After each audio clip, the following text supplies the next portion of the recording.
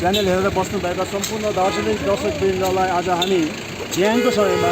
घुम जोरमुलो पिपल्स फोरमद्वारा यो आज जुन चाहिँ रेलवे घुमको मेन जङ्सन छ यहाँ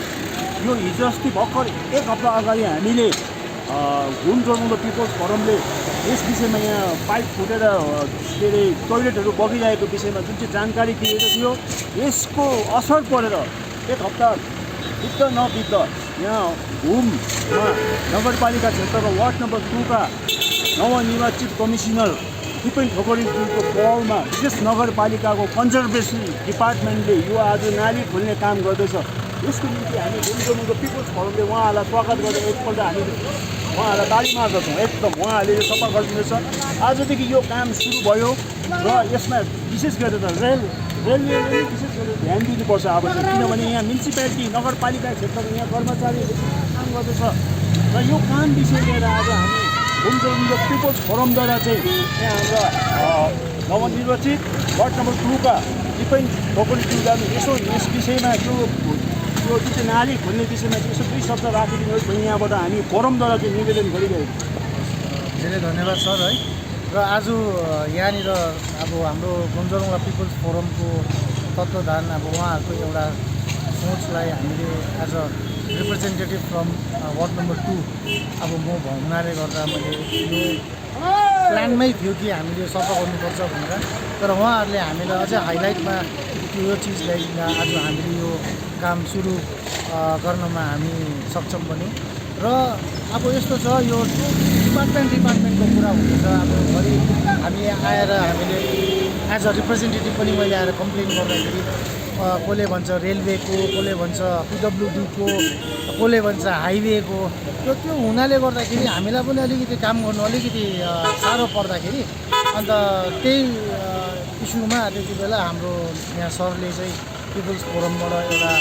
मेमोरेन्डम चढाउनु हुँदाखेरि त्यसलाई हामीले अगाडि बढ्नको लागि हामीले एउटा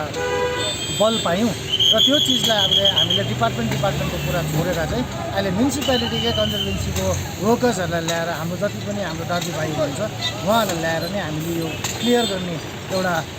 डिसिजन लियौँ। र यो अहिले अब हामीलाई अझै दुई दिन जस्तो लाग्छ होला यो क्लियर गर्नको लागि। र म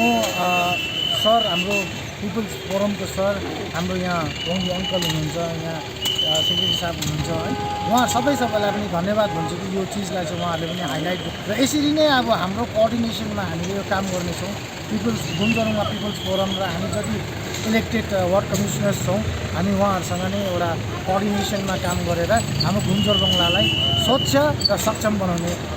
काम गर्नेछौँ भनेर यो मेरो सानो वक्तव्य राखेको छु। यसरी आज हेर्नुहोस् हामी भन्छौँ, मैले होइन, हाम्रो घुमजोरमुलो पिपल्स फोरमले जति पनि घुम क्षेत्रमा भएको समस्याहरू विषय लिएर हामीले एउटा अब निदो पनि गरेका छौँ। घुमजोरमुलो जति पनि भिजिट गरेर कहाँ के समस्याहरू छ यस विषयमा जुन चाहिँ आज नगरपालिका जुन चाहिँ नयाँ बोर्डले जुन चाहिँ काम गरिरहेछ यसको निम्ति हामी घुमजोरमुलो पिपल्स फोरमद्वारा धेरै धन्यवाद दिन्छौँ। चाँडैतिर मैलाहरू नफालिदिने, दोकानमा डस्टबिन राख्ने यो निर्देश जारी भइसकेको छ। यस विषयमा पनि हामीले हिजो अस्ति भर्खर 22 तारिकदेखि पिपल्स फोरमबाट हामीले एउटा ज्ञापन पत्र दिँदा त्यो विषय पनि हामीले राखेका थियौँ। यस विषयमा पनि उहाँले एकदमै पहल गरिदिनु भयो र हामी जनताले पनि विशेष गरेर यहाँको आम जनताले चाहिँ नयाँ बोर्डलाई चाहिँ हामीले एकदमै साथ दिनुपर्छ भन्दै यो दार्जिलिङलाई चाहिँ हामीले स्वच्छ घुमलाई नै स्वच्छ राख्नुपर्छ। यो जति पनि आज च्यानल लोकल च्यानलहरू हिमाली च्यानल, एसके लाइभ, जनपद, हिमाली दर्पण जति लोकल च्यानलहरूले हाम्रो यो न्युजलाई कभरेज गरिदिनु भएको छ त्यसको निम्ति पनि हामी मुनि धन्यवाद दिँदै आजलाई यो हाम्रो भाइस प्रेसिडेन्टले पनि यस विषयमा अलिक 2 शब्द राखिदिनुहोस् भन्ने यहाँबाट म निवेदन गर्छु। नमस्कार, म भाइस प्रेसिडेन्ट घुमजोरमुलो पिपल्स फोरमको तर्फबाट म तपाईँलाई एक शब्द भन्न चाहन्छु। यहाँ आज हाम्रो यहाँ दिपेन ठोकरीको पहलमा वार्ड कमिसनरको थ्रुको कन्ट्रीमा यहाँ यति राम्रो सफाइ हुँदैछ र यस विषयमा तपाईँलाई के भन्न चाहन्छु, रेलवे अथोरिटीलाई पनि म एउटा रिक्वेस्ट गर्न चाहन्छु। यसको पहिला पनि हामी पिपल्स फोरमले कति रिक्वेस्ट गरेको थियौँ। यहाँ टोइलेट बगिरहेको छ, हेर्नुहोस् तपाईँ यहाँ कस्तो गनाउनु छ यहाँनिर। र रेलवे अथोरिटीले पनि यस पहलमा चाहिँ यो चाहिँ माल नाला सबै गर्ने त्यो पैसा कमाउन मात्रै हुँदैन। रेलवे अथोरिटीले डेलीको 7 लाख 8 लाख कमाइ हुँदैछ रेलवे अथोरिटीले। त्यो रेलवे अथोरिटीले यो एक पैसाको काम गरेको छैन यहाँनिर। यस विषयमा हामी रेलवे अथोरिटीसँग हामीले पहल गर्नेछौँ। हामी यस विषयमा कारण यहाँ हेर्नुहोस् कति बगिरहेछ रेलवेकोबाट कहिले बगिरहेछ त्यो रेलवेले कोही ध्यानै छैन त्यसमा केही मतलब छैन उनीहरूले के पैसासँग मतलब छ रेलवेको त्यो रेलवेको अथोरिटीको के भयो यस्तो रेलवे अथोरिटीसँग हामी लड्छौँ हामी रेलवे अथोरिटी हामीले पहिला पनि हामीले यसो भनिसकेको थियौँ हामी त्यो साफ गर्थ्यो टोइलेटको बारेमा खालि त्यो यिनीहरूले पैसा कमाउने मात्रै धुम्नु चाहिँ हो पैसा कमाएर हुँदैन रेलवे अथोरिटी जाग्नुपर्छ रेलवे अथोरिटी पनि रेलवे अथोरिटीसँग हाम्रो एउटा च्यालेन्ज राख्छु म तपाईँसँग रेलवे अथोरिटीले किन काम गर्दैन यहाँनिर त्यो पैसा कमाउनु मात्रै बसेको यहाँनिर टुरिस्टको हो कि पैसा कमाउनु मात्रै बसेको रेलवे अथोरिटीले यहाँनिर तपाईँहरू केही क्वेसन छ मसँग बात गर्नुहोस् म बात गर्छु तपाईँको केवल टक्कसको मान्छे रेलवे अथोरिटीको कारण हामीले पहिला पनि तपाईँसँग भनिसकेको छ रेलवे अथोरिटीलाई रेलवे अथोरिटीले केही काम गरेको छैन यहाँनिर थ्याङ्क यू यसरी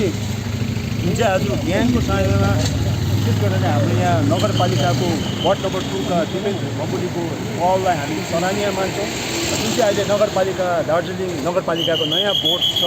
बोर्डले यति राम्रो काम गर्नुहुँदैछ तुरन्तै काम गर्नुहुँदैछ हामी घुम जोरबङ्गलो पिपल्स फोरमले पनि उहाँहरूलाई अझ पनि आगामी भविष्यमा पनि हामी पुरा सहयोग गर्नेछौँ र यहाँको रेलवे डिपार्टमेन्टले यस विषयमा अलिकति यो जुन चाहिँ झोडाहरू यो पाइपहरू बगेको छ त्यो टोइलेटहरू हामी डिआरएम आएको बेलामा डिआरएमलाई हामी भेटेर यस विषयमा हामी कुरो गर्नु किन उहाँहरूभन्दा बेसी डिआरएमलाई हामी भेट्ने यो घुम जोरबङ्गलो पिपल्स फोरमको नेसनल प्याटर्न एउटा चिठी बनाएर डिआरएमलाई भेटेर यो टोइलेटहरू चाहिँ के हो अवस्था त्यो विषयमा हामी चाहिँ पक्का गर्नेछौँ हाम्रो महासचिव खेन्डु पाउनुको पछि के बोल्नुहुन्छ